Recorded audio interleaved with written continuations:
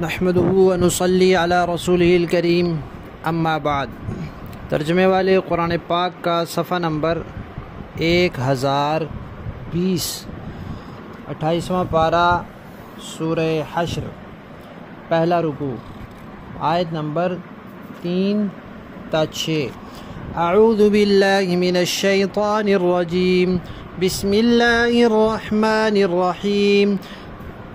ولولا أن كتب الله عليهم الجلاء لعذبهم في الدنيا ولهم في الآخرة عذاب النار، ذلك بأنهم شاقوا الله ورسوله ومن يشاق الله فإن الله شديد العقاب۔ ما قطعتم من لينة أو تركتموها قائمة على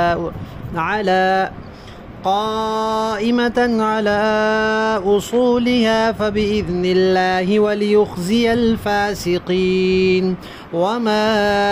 أفاء الله على رسوله منهم فما أوجفتم عليه من خيل ولا ركاب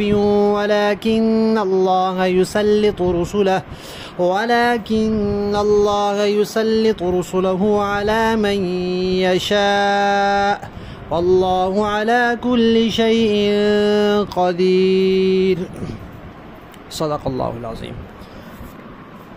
بنو نذیر کا تذکرہ چل رہا ہے کہ ان کو نبی پاک صلی اللہ علیہ وسلم نے گھیر لیا۔ جب وہ باہر نکلے تو ان کو قید کر دیا گیا، باندھ دیا گیا اور قتل کرنے کا ارادہ تھا، لیکن وہ منافقین کا سردار تھا عبداللہ بن ابی بن سلول، اس نے بہت زیادہ منت سماجت کی تو ان کو جلا وطن کر دیا گیا۔ اور یہودیوں کا ایک دوسرا بڑا قبیلہ تھا مدینہ میں، بنو قریظہ، ان کو قتل کیا گیا تھا۔ ان کے بعد انہوں نے جب معاہدہ توڑا تو ان کو قتل کر دیا گیا۔ تو اللہ تعالیٰ فرما رہے ہیں کہ اگر ان کے بارے میں، بنو نذیر کے بارے میں پہلے سے اللہ کے ہاں جلا وطنی کا فیصلہ لکھا ہوا نہ ہوتا تو ان کو بھی اللہ تعالیٰ مسلمانوں کے ہاتھوں قتل کروا دیتے، لیکن اللہ تعالیٰ نے پہلے سے جلا وطنی کا فیصلہ لکھا ہوا تھا تو اس وقت ایسا سبب بن گیا کہ ان کو قتل نہیں کیا گیا اور جلا وطن کر دیا گیا۔ تو دنیا میں تو یہ قتل سے بچ گئے، اب ان کے پاس مہلت ہے مرنے تک۔ مرنے سے پہلے ایمان لے آئے تو ٹھیک، ورنہ آخرت میں ان کے لیے دوزخ کا عذاب ہے۔ یہ عذاب کیوں؟ دنیا میں ان کو قتل کیا جاتا تو کیوں، اور آخرت میں ان کو عذاب ملے گا تو کیوں؟ اس لیے کہ انہوں نے اللہ اور اس کے رسول کی مخالفت کی ہے، یعنی ایمان بھی نہیں لائے، توحید کو چاہے مانتے ہوں، قیامت کو چاہے مانتے ہوں، نبی پاک صلی اللہ علیہ وسلم کی رسالت پر جب تک ایمان نہیں لائے قرآن کی روح سے یہ کافر ہیں۔ اس لیے پچھلی آیت میں اللہ تعالیٰ نے فرمایا اہل کتاب میں سے کافر، یعنی نبی پر ایمان نہ لانے کی وجہ سے کافر، قرآن پر ایمان نہ لانے کی وجہ سے کافر، اسلام کو نہ ماننے کی وجہ سے کافر۔ تو اللہ اور اس کے رسول کی مخالفت کی ہے، ایمان نہیں لائے، تو اس لیے یہی ان کا جرم ہے کہ دنیا میں بھی ان کو قتل کیا جاتا اور آخرت میں ان کے لیے سخت عذاب ہے، کیونکہ جو اللہ کی مخالفت کرتا ہے تو اللہ تو سخت سزا دینے والا ہے۔ پھر جو آیت نمبر 5 ہے اس میں ایک بات ارشاد فرمائی ہے کہ بنو نذیر کے محاصرے کے وقت ان کے کھجوروں کے کچھ درختوں کو کٹوایا گیا، جلوایا گیا، تو اس میں بھی ایک حکمت تھی، جنگی حکمت، کہ ان کا مال ہے، ان کو تکلیف ہوگی کہ دیکھو مسلمان ہمارا مال کس طرح ضائع کر رہے ہیں، کیسے کاٹ رہے ہیں، آگ لگا رہے ہیں، اور جو نئی مسلمانوں نے درخت کاٹے اس میں بھی ان کو تکلیف ہوگی کہ یہ ہمارا مال ہے، ہمارے بعد مسلمان مزے سے ان کا پھل کھائیں گے اور ان سے فائدے اٹھائیں گے، تو جو باقی رکھے اس میں بھی ان کو تکلیف اور جو کاٹے اس میں بھی ان کو تکلیف، اور کاٹے جو ہے وہ ایک وقتی ضرورت تھی اور وہ بتائی جا چکی ہے۔ تو یہاں اللہ تعالیٰ نے فرمایا کہ جو تم نے درخت کاٹے ہیں اور جو تم نے درخت باقی رکھے ہیں یہ اللہ کے حکم سے تھا، اور یہ اللہ کا حکم اس لیے تھا تاکہ اللہ ان نافرمانوں کو ذلیل کر دے، باقی رہنے والوں میں بھی یہ ذلیل ہوں گے اور جو کاٹے گئے اس میں بھی یہ ذلیل ہوں گے۔ اس کے بعد جو آیت نمبر 6 ہے اس میں مال فے کے بارے میں بتایا کہ جو مال مسلمانوں کو کافروں کے ساتھ باقاعدہ لڑائی کے بعد حاصل ہو وہ غنیمت ہوتا ہے، اور 5واں حصہ اس کا رکھ کر باقی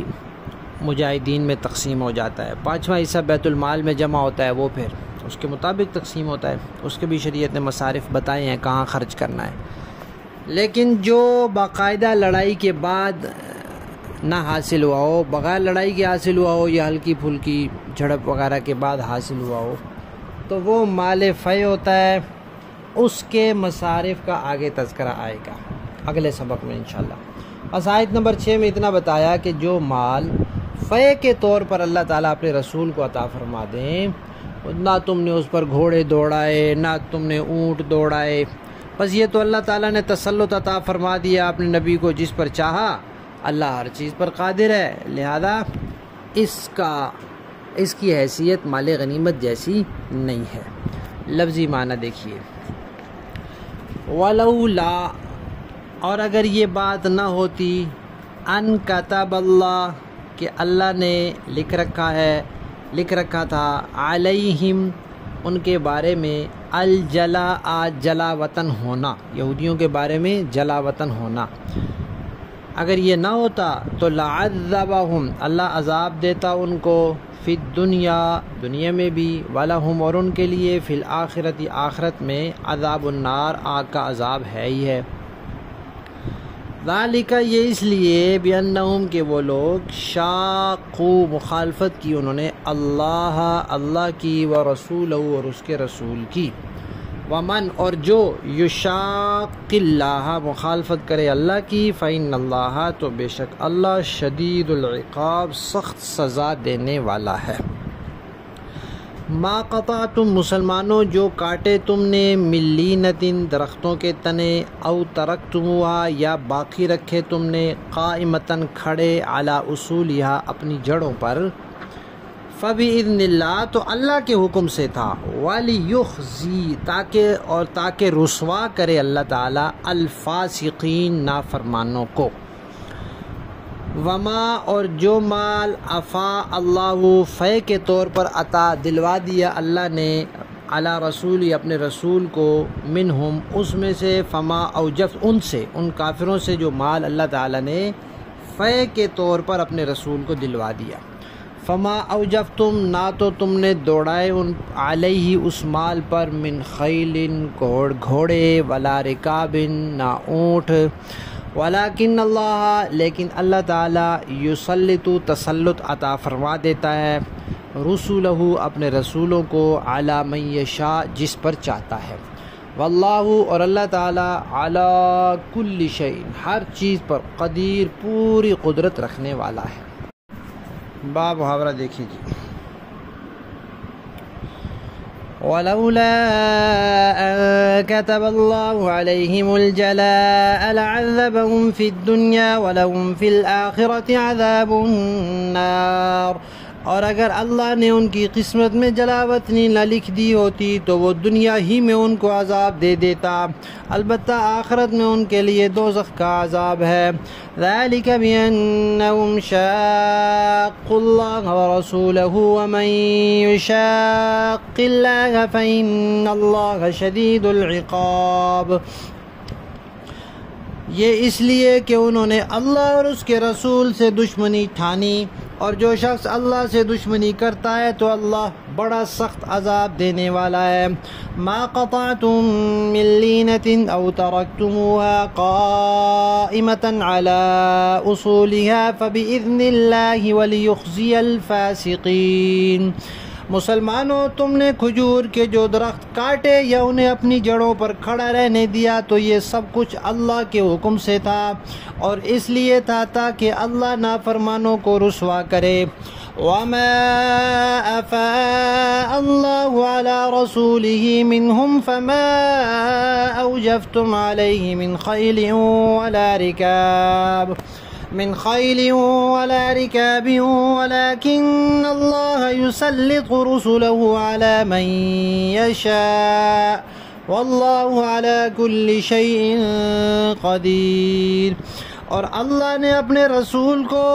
ان کا جو مال بھی فے کے طور پر دلوایا، اس کے لیے تم نے نہ اپنے گھوڑے دوڑائے نہ اونٹ، لیکن اللہ اپنے پیغمبروں کو جس پر چاہتا ہے تسلط عطا فرما دیتا ہے، اور اللہ ہر چیز پر پوری قدرت رکھنے والا ہے۔ صدق اللہ العظیم۔